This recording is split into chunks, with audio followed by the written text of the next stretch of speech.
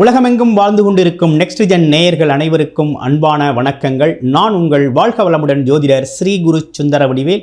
இப்போ பார்த்தீங்கன்னாக்க இப்போ வரக்கூடிய குரு பகவான் வக்ரவம் பெற்று அதிசாரம் பெற்று பலனளிக்கக்கூடிய இந்த காலகட்டத்தில் என்னென்ன விதமான பலன்கள் இருக்குது குருவினால் அப்படிங்கிறத பற்றி முழுமையாக பார்க்குறோம். குரு அப்படிங்கிறவர் பார்த்தீங்கன்னா முழுமையான சுபர். அவர் பார்த்தீங்கன்னாக்க இப்போ வக்ரவம் பெற போகிறார். அதுவும் அதிசாரம் பெற்று இடத்தையே மாற்ற போகிறார். என்ன, மிதுனராசியிலிருந்து கடகராசிக்கு பயிற்சி அடைய போகிறார். பயிற்சி அடைகிறவர் அங்கே பார்த்தீங்கன்னாக்க அக்டோபர் 19 இந்த பயிற்சி அப்படிங்கிறது நடக்குது. இந்த வக்ரவ பயிற்சி அப்படிங்கிறது நடக்குது. அது மட்டும் இல்லாமல் பார்த்தீங்கன்னாக்க அக்டோபர் 10 பார்த்தீங்கன்னா நவம்பர் 11 வரையுமே பார்த்தீங்கன்னாக்க அவர் அங்கே இருக்கக்கூடிய அற்புதமான அமைப்பு, பார்வை பலன்கள் எல்லா ராசிக்கும் பார்த்திங்கன்னா பல்வேறு விதமான முன்னேற்றங்களை கொடுக்க இருக்கிறார். அடுத்து நவம்பர் 11 டிசம்பர் 4 வரை மீண்டும் வக்ரவம் பெற்று பார்த்திங்கன்னா வக்ரவம் பெற்று என்ன பண்ணுறார் அப்படின்னு பார்த்தோம்னாக்க அந்த கடகராசியிலேயே வக்ரவம் பெற்று அமரப் போகிறார். கடகராசியில் வக்ரவம் பெற்று அமர்ற அந்த காலகட்டத்திலையும் பல்வேறு விதமான சேஞ்சஸை ஒவ்வொரு ராசிக்கும் கொடுக்குறார். அது இல்லாமல் பார்த்தீங்க அப்படின்னா டிசம்பர் 4 திரும்ப மீண்டும் மிதுனராசிக்கே வக்ரவ நிலையிலேயே வந்து அமர்றாரு. அது பார்த்தீங்கன்னாக்க உங்களுக்கு மார்ச் 11 வரையுமே அவர் வக்ரவ நிலையில் தான் இருக்கிறார்.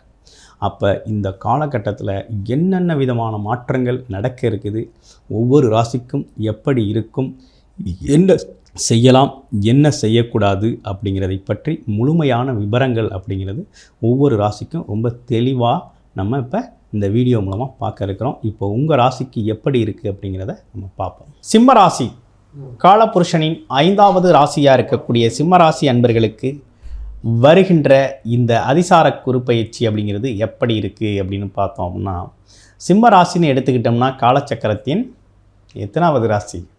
5வது ராசி. எதையும் துணிச்சல் தைரியமாக எதிர்கொள்ளக்கூடிய ஒரு அமைப்பு இருக்குது.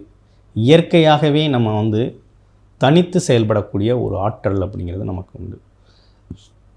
எப்பேற்பட்ட விஷயத்தையும் நம்ம ரொம்ப இலகுவாக கையாளுவோம்.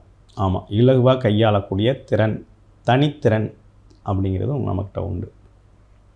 அப்படிப்பட்ட உங்களுக்கு இந்த காலகட்டம் எப்படி இருக்குது, என்ன விதமான மாற்றங்கள் முன்னேற்றங்களை இது உங்களுக்கு உருவாக்கி கொடுக்குது அப்படிங்கிறத நீங்கள் பார்க்கணும். அந்த வகையில் பார்த்தோம் அப்படின்னு பார்த்தோம்னாக்க இப்போ சிம்மராசியை பொறுத்த வகையில் சனி பகவான் அப்படிங்கிறவர் பார்த்தீங்கன்னாக்க சிம்ம ராசிக்கு அஷ்டமச்சனியாக இருக்கிறார்.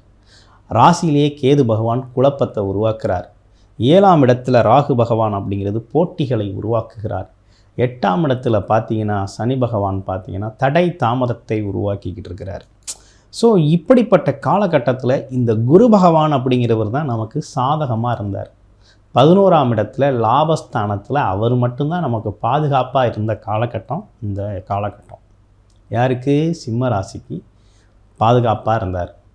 பணவரவை தரக்கூடியவர், லாபஸ்தான அமைப்புகளில் இருந்தார். இப்போ அவர் திடீர்னு அதிசாரம் பெற்று வக்ரகதி நிலையை அடைகிறார். அப்போ இந்த காலகட்டம் எப்படி இருக்கும் அப்படின்னு பார்த்தோம்னா 19 நவம்பர் 11 வரை பார்த்திங்கன்னா உச்சம் பெறார். எங்கே? உங்களுடைய ராசிக்கு 12ஆம் இடத்துல உச்சம் பெறார். உச்சம் பெற இந்த காலகட்டத்தில் ஒரே ஒரு விஷயத்தை மட்டும் அவர் செய்கிறார். என்ன செய்கிறார் அப்படின்னா, இந்த சனி பகவானால் ஏற்படக்கூடிய தடை தாமதத்தை மட்டும் அவர் பார்த்திங்கன்னா சரி செய்கிறார். சனி பகவான் ஏற்படக்கூடிய தடை தாமதம் பிரச்சனைகளை கொஞ்சம் சரி செய்கிறார். 22 நாட்களுக்கு பரவாயில்ல அப்படிங்கிற மாதிரி கொடுக்குறார். ஆனால் திரும்பவும் அவர் என்ன நடந்துச்சு அப்படின்னா உச்ச வக்ரகதி நிலையை அடைகிறார். எங்கே? 12ஆம் இடத்துல உச்ச வக்ரகதி நிலையை அடைகிறார். அப்போ உச்ச வக்ரகதி நிலையை அடைகிற இந்த காலகட்டத்தில் என்ன நடக்குது அப்படின்னா, நம்ம திட்டமிடாத சில செலவுகள் நமக்கு நிறைய வரக்கூடிய அமைப்பு இருக்குது. எதிர்பாராத செலவுகள். ஆமாம், அதே போல் பார்த்திங்கன்னா சூழ்நிலைகள் அப்படின்னு எடுத்துக்கிட்டோம்னா அலைச்சல் திருச்சலாக இருக்கிறது. இப்படிப்பட்ட விஷயங்கள்லாம் கொடுக்குறார். பிறகு அவர் பார்த்திங்கனாக்கா உங்களுக்கு வக்ரகதி நிலையில் இருந்தவர் மீண்டும் பார்த்திங்கன்னா உங்களுக்கு மிதுன ராசிக்கே திரும்பிடுவார்.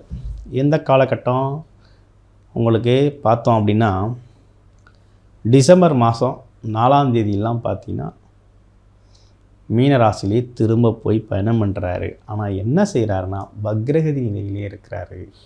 லாபஸ்தானத்தில் வக்ரவம் பெற்று இருக்கிறதுனால இந்த பழைய விஷயங்கள்லாம் இருக்குது பாருங்கள், ஏற்கனவே நீங்கள் செஞ்சு வச்சுருந்தது, ஆமாம் பண்ணினது, வருமா வராதான்னு எதிர்பார்த்துருந்தது, அப்படிப்பட்ட விஷயங்கள்லாம் அந்த காலகட்டத்தில் உங்களுக்கு கை கொடுக்கும்.